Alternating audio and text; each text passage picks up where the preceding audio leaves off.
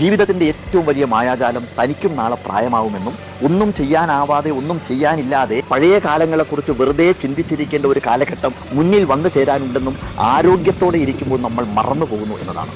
കാലം എല്ലാം തിരിച്ചു ചോദിക്കുമെന്നും നമ്മുടെ സൗന്ദര്യവും സമ്പത്തും ആയവും വ്യയവും എല്ലാം തിരിച്ചു കൊടുക്കേണ്ട കാലം ഒരുപാട് ദൂരെയൊന്നും അല്ല എന്നും നമ്മൾ മറന്നു പോകുന്നു.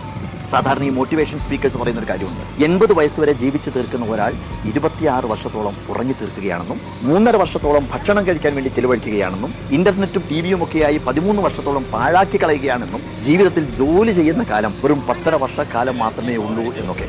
ജീവിതം ഒരു ഞാനിന്മേൽ കളി പോലെയാണ്. എങ്ങനെയാണ് താഴെ വീഴാതെ സമനില കൈവരിക്കേണ്ടത് എന്നറിയുന്നതിനെയാണ് ജീവിതത്തിന്റെ കല എന്ന് പറയുന്നത്. നദി കടലിലേക്ക് ഒഴുകുന്നത് പോലെ ഒരിക്കൽ ഒഴുകി തുടങ്ങിയാൽ നമ്മുടെ ജീവിതത്തിന് കടലിൽ എത്തിച്ചേർന്നേ പറ്റൂ. പോകുന്ന പോക്കിൽ എവിടെയെങ്കിലും വെറുതെ കെട്ടിക്കിടന്ന മലിനജലമായി മാറണോ, അതോ കുന്നുകളെയും പാറക്കെട്ടുകളെയും ഒക്കെ മറികടന്ന് നിലയ്ക്കാതെ ഒഴുകി കടലിലെത്തി തിരമാലകളായി അടിച്ചു